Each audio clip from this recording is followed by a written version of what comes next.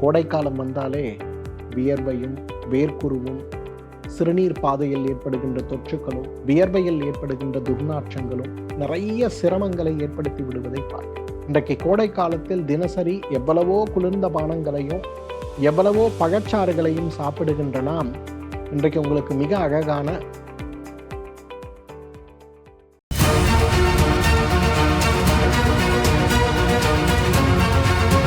Doctor Srivarma's ஆரோக்கியமும் ஆன்மீகமும்.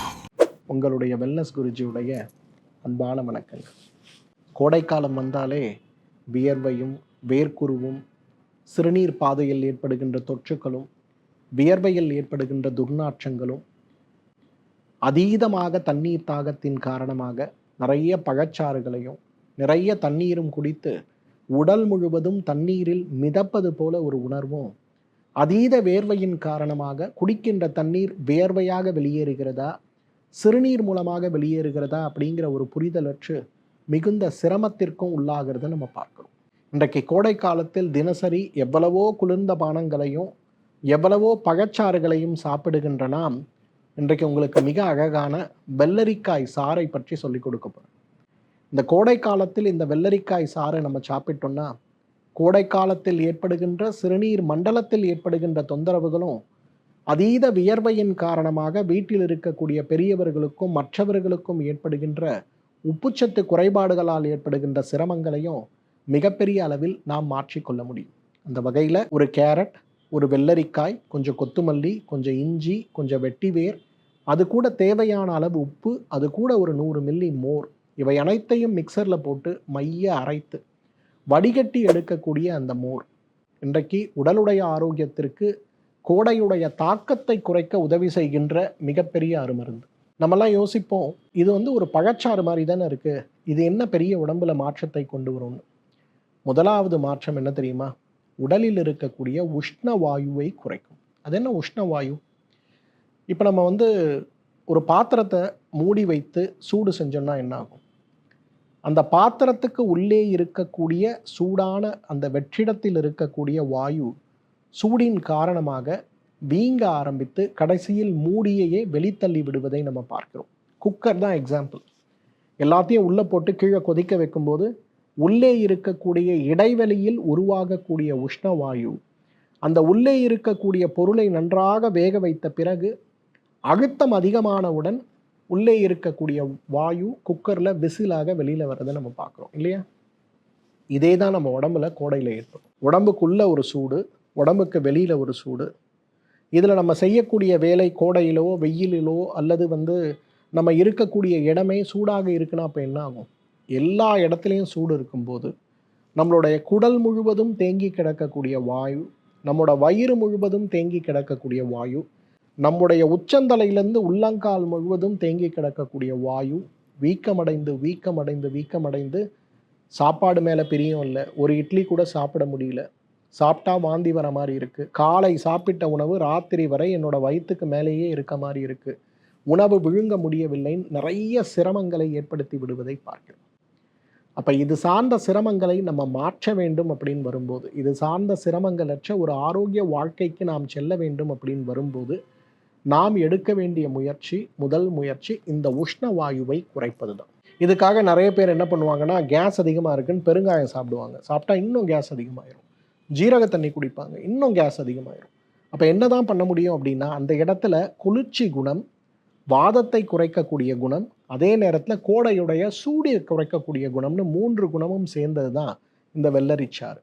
ஒரு கேரட்டு, ஒரு வெள்ளரிக்காய், கொஞ்சம் கொத்துமல்லி, கொஞ்சம் இஞ்சி, கொஞ்சம் வெட்டிவேர், அது கூட ஒரு 100-200 மில்லி மோர், இதை மிக்சரில் போட்டு நல்லா அரைச்சி வடிகட்டி எடுத்து அதில் ஒரே ஒரு சிட்டிகை இந்துப்பு அல்லது கல்லுப்பு, இதை சாப்பிட்டாலே போதும். இந்த கோடை காலத்தில் ஏற்படுகின்ற உஷ்ண வாயு சார்ந்த எல்லா பிரச்சனைகளும் தீர்ந்து போகிறத பார்க்க முடியும். அதே போல் சிறுநீர் பிரிதல் அப்படிங்கிறது இந்த கோடை காலத்தில் நம்ம எல்லாருக்குமே இருக்கக்கூடிய மிகப்பெரிய சவால். பொதுவாக நமக்கு வீட்டில் இருக்கவங்கன்னா பரவாயில்ல, அதிகமாக வேர்வையில் இருக்க மாட்டோம், அதிகமாக காற்றோட்டமான பகுதியில் தான் இருப்போம். அப்போ நல்லா ஒன்றுக்கு நமக்கு போகிறத நம்ம பார்க்க முடியும். ஆனால் இதே எங்கேயோ வெளியில் போயிட்டு வரோம், அந்த மாதிரி ஒரு சூழல்லேருந்து நம்ம வெளியில் போயிட்டு வர ஆரம்பிக்கும் போது அந்த இடத்திலிருந்து உருவாகக்கூடிய சிறுநீர் உடலிலிருந்து முழுமையாக பிரியாமல் உடலிலேயே தேங்கி கிடக்கக்கூடிய கழிவாக அவை இருக்கும்போது உள்ளே இருக்கக்கூடிய கழிவுகள் அனைத்தும் உடலை விட்டு வெளியேறி உடல்ல இருக்கக்கூடிய கழிவுகள் உடலை விட்டு வெளியேறாமல் உள்ளேயே இருந்து உடம்பே ஊதி போகின்ற நிலையில் இருக்கக்கூடியவர்கள் கூட இந்த வெள்ளரி சாறை குடிக்கும் போது என்ன ஆகும்னா, குளிர்ச்சியின் காரணமாக உடம்பு உடனே உள்ள இருக்கக்கூடிய நீரெல்லாம் கழிவு நீரெல்லாம் வெளியில் அனுப்ப ஆரம்பிக்கும். அப்படியே சிறுநீர் நல்லா பிரியறதை நம்ம பார்க்க முடியும். ஏன்னா நிறைய பேர் சொல்லுவாங்க, சார் 4 லிட்டர் தண்ணி குடிக்கணும் சார், ஆனால் ஒன்றுக்கு 1/2 லிட்டர் கூட போகிற மாதிரி இல்லை சார், எனக்கு உடம்பே ஊதுன மாதிரி இருக்குது, காலை தூக்கி வச்சு என்னால் நடக்க முடியல, என்னால் வேலை செய்ய முடியல, ரொம்ப கஷ்டப்படுவாங்க. இந்த சாரை ஒரு 3 நாளைக்கு குடிச்சாங்கன்னா போதும், அப்படியே உடம்பு லேசாயிடுச்சு சார், கால் வீக்கமே வரல, எனக்கு ரொம்ப நல்லா இருக்குது அப்படிம்பாங்க. அந்த அளவுக்கு வெள்ளரி சாறு மிகப்பெரிய அளவில் நம்ம உடலில் இருக்கக்கூடிய அந்த கழிவு நீக்கத்திற்கு உதவுறதை நம்ம பார்க்க முடியும். எவ்வாறு சிறுநீர் சீராக வெளியேறாமல் உடலுக்குள் கழிவாக தங்கி உடலுக்கு சிரமத்தை ஏற்படுத்துகிறதோ அதே போல சிறுநீர் தொற்றுன்னு சொல்லுவோம், யூரினரி ட்ராக் இன்ஃபெக்ஷன் அப்படிங்கிறது பெண்களுக்கு இந்த கோடை காலத்தில் மிகப்பெரிய சிரமமாக இருக்கிறது பார்க்கும். அதுவும் வேலைக்கு போகின்ற பெண்கள்லாம் நம்ம சொல்ல வேண்டியதில்லை, அவங்க கழிப்பறையை கூட உபயோகப்படுத்த முடியாத அளவுக்கு ஒரு முறை சிறுநீர் போனாலே ஏற்படுகின்ற தொற்றுடைய வெளிப்பாடாக அவர்களுக்கு காய்ச்சல் ஏற்படுகின்ற ஒரு சூழலும் அடிக்கடி ஏற்படுகின்ற அந்த பலவீனம் சார்ந்த சூழலும் மிகப்பெரிய அளவில் நமக்கு பாதிப்பை ஏற்படுத்தி விடுவதை பார்க்கிறோம். அப்போ இது சார்ந்த சிரமங்களை மாற்றி உடலை ஆரோக்கியப்படுத்த வேண்டும் அப்படின்னு வரும்போது அந்த சிறுநீர் தொற்று ஏற்படாமல் இருப்பதற்கு ஒரு தடுப்பு உபாயமாக அல்லது ஏற்கனவே சிறுநீர் தொற்று ஏற்பட்டு இருந்தால் கூட இதை ஒரு உற்சாக பானமாக ஒரு மூலிகை சாறாக நாம் சாப்பிட ஆரம்பிக்கும் போது உள்ளே இருக்கக்கூடிய கழிவுகள் வேகமாக வெளியேறும் போது சிறுநீர் பையில் தங்கக்கூடிய சிறுநீரில் இருக்கக்கூடிய அமிலத்தன்மையுடைய விகிதாச்சாரங்கள் மாறும்போது நன்றாக சிறுநீர் பெருக்கியாக அது செயல்பட்டு உள்ளே இருக்கக்கூடிய மொத்த தண்ணீருமே வெளியில போக ஆரம்பிக்கும் போது உடல் மிகப்பெரிய அளவில் ஆரோக்கியம் அடைந்து விடுவதை நம்ம பார்க்கலாம். ஒரு கேரட், ஒரு வெள்ளரிக்காய், கொஞ்சம் இஞ்சி, கொஞ்சம் கொத்துமல்லி, ஒரு கிளாஸ் மோர் நல்லா அரைச்சி எடுத்து அதில் ஒரே ஒரு சிட்டிகை இந்துப்பு அல்லது கல்லுப்பு, இதை சாப்பிட ஆரம்பித்தாலே நம்ம உடம்பில் இருக்கக்கூடிய எல்லா விதமான சூடு தன்மையும் மாறி போய் விடுவதை பார்க்கலாம்.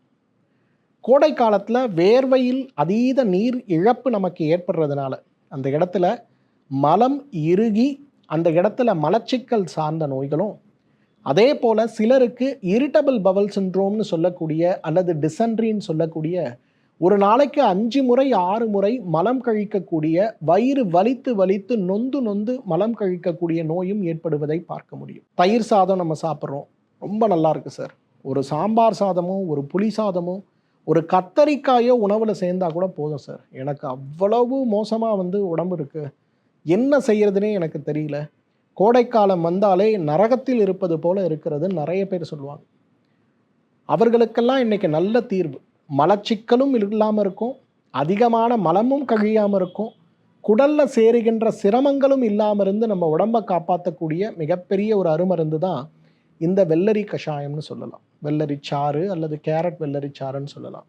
ஒரு கேரட், ஒரு வெள்ளரிக்காய், கொஞ்சம் கொத்தமல்லி, கொஞ்சம் இஞ்சி, கொஞ்சம் வெட்டிவேர், நல்லா மிக்சரில் ஒரு ஒரு ஒரு கிளாஸ் 200 மில்லி மோரை போட்டு மைய அரைச்சி வடிகட்டி அதில் ஒரே ஒரு சிட்டிகை இந்துப்பு அல்லது கல்லுப்பு போட்டால் போதும். அவ்வளவு நல்லா உள்ளே இருக்கக்கூடிய ஒன்றுக்கு சார்ந்த சிரமங்களும் உடம்பில் இருக்கக்கூடிய மலச்சிக்கல் சார்ந்த சிரமங்களும் அதே போல் அடிக்கடி மலம் கழிப்பதில் இருக்கக்கூடிய சிரமங்களும் கூட மாறிவிடுவதை பார்க்க முடியும்.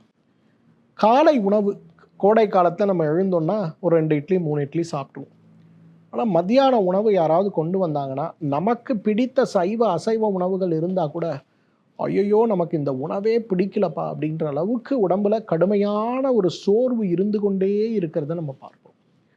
என்ன முயற்சி செய்தாலுமே இந்த சோர்வு என்னை விட்டு நீங்கவில்லை அப்படிங்கிற வருத்தத்திலும் நிறைய பேர் இருக்கிறத நம்ம பார்க்கணும்.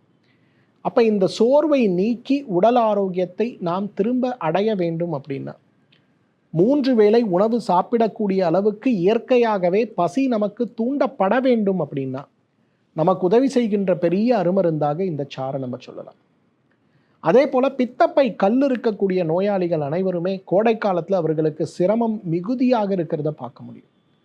உண்ணுகின்ற உணவு ஜீரணமாவதில் இருக்கக்கூடிய சிக்கல், ஆசைப்பட்டு ஒரே ஒரு துண்டு இறைச்சி நம்ம சாப்பிட்டா கூட உடனே ஜீரணமற்ற ஒரு நிலையும், ஏதோ நெஞ்சுக்கூடுக்கு மேலே ஒரு பெரிய பாறாங்கல்லை தூக்கி வைத்தது போல ஒரு கனமான உணர்வும், அது கூடவே செரிமானமின்மையால் ஏற்படுகின்ற சிரமங்களும் நம்மை பாடாய்படுத்துவதை நம்ம பார்க்கணும். அப்போ உடனே மருத்துவமனைக்கு போகும்போது ஒன்று பித்தப்பையையே எடுக்க வேண்டும் சொல்லக்கூடிய அறுவை சிகிச்சையோ அல்லது ஊசி மருந்துகள் மூலம் தற்காலிகமாக வலிகளை குறைக்கக்கூடிய முயற்சிகளும் ஏற்படுறதை பார்க்கணும். அப்போ பித்தப்பை கல் இருக்கக்கூடியவர்கள் அவர்களுடைய கோடை காலத்தில் ஜீரண மண்டலத்தை சீராக வைத்துக்கொள்ள உண்ணக்கூடிய உணவுகள் முன்பின் இருந்தாலும் கூட அந்த ஜீரண மண்டல நோய்கள் நம்மை பாதிக்காமல் இருக்க நமக்கு உதவி செய்கின்ற மிகப்பெரிய அருமருந்து எதுனா இந்த ஒரு வெள்ளரிக்காய் சாறு தான். கேரட் ஒன்று, வெள்ளரிக்காய் ஒன்று, வெட்டிவேர் கொஞ்சம், கொஞ்சம் இஞ்சி, கொஞ்சம் கொத்துமல்லி, மோர் அனைத்தையும் போட்டு அரைத்து எடுத்து அதில் ஒரே ஒரு சிட்டிகை கல்லுப்பு அல்லது இந்துப்பு போட்டு சாப்பிட்டாலே அவ்வளவு அழகாக ஜீரண மண்டலம் சார்ந்த சிரமங்கள் மாற்றமடைவதை பார்க்கலாம். உடலுடைய ஆரோக்கியம் அப்படின்னு வரும்போது ஆயுர்வேதத்துடைய 7 தூண்கள் உணவு, நீர், காற்று, உடல் சுத்தி, மனோசுத்தி, ஆத்ம சுத்தி மற்றும் அபியாசம். இந்த 7 தூண்களையும் அடிப்படையாக புரிந்து இதில் அபியாசம்னு சொல்கிறதே ரித்துச்சரியைன்னு சொல்லுவோம். காலநிலைகளுக்கு ஏற்ப நம்முடைய உணவு முறைகளில் கொண்டு வரக்கூடிய மாற்றத்தை புரிந்து முழுமை பெற்ற ஒரு முயற்சியாக நம்மால் பின்பற்ற முடியுமேயாயின் இந்த கோடை காலத்தில் ஏற்படுகின்ற செரிமான மண்டல, சிறுநீர் மண்டல, நிணநீர் மண்டல, உடல் சூடினால் ஏற்படுகின்ற நோய்களை தவிர்த்து ஆரோக்கிய வாழ்க்கை வாழ இந்த வெள்ளரி சாறை தினமோ அல்லது வாரம் 2 முறையோ உணவாக சேர்த்தாலே நம்மாலும் ஆயுள் முழுவதும் ஆரோக்கியமாக வாழ்ந்திட முடியும். மீண்டும் மற்றொரு ஆரோக்கிய குறிப்போடு உங்களை சந்திக்கிறேன். அதுவரை உங்களிடமிருந்து விடைபெறுவது உங்களுடைய வெல்னஸ் குருஜி. நன்றி, வணக்கம். ஆயுர்வேதம் ஒரு பொக்கிஷம், நம் ஆயுள் நீட்டக்கும் அற்புதம்.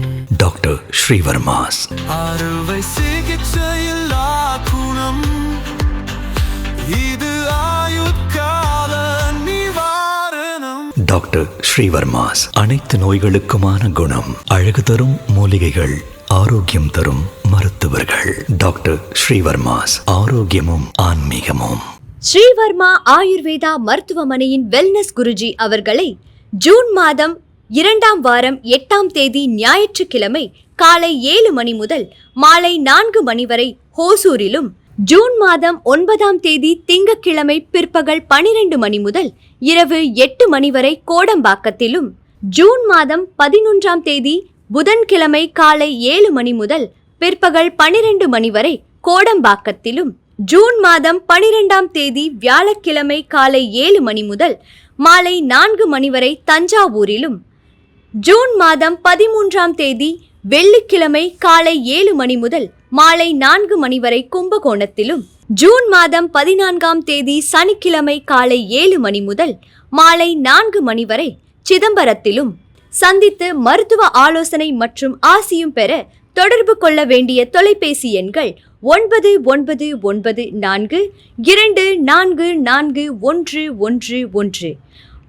946634, 9500 946635.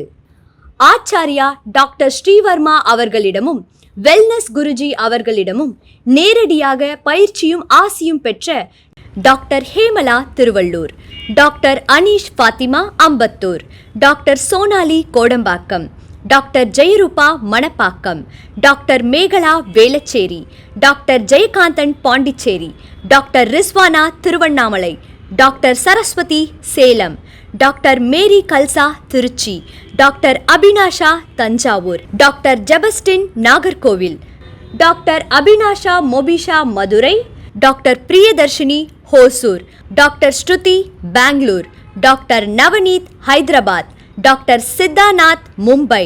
பட்ட படிப்பு மற்றும் பட்ட மேற்படிப்பு முடித்த மருத்துவர்களை சந்தித்து சிகிச்சை பெறலாம்.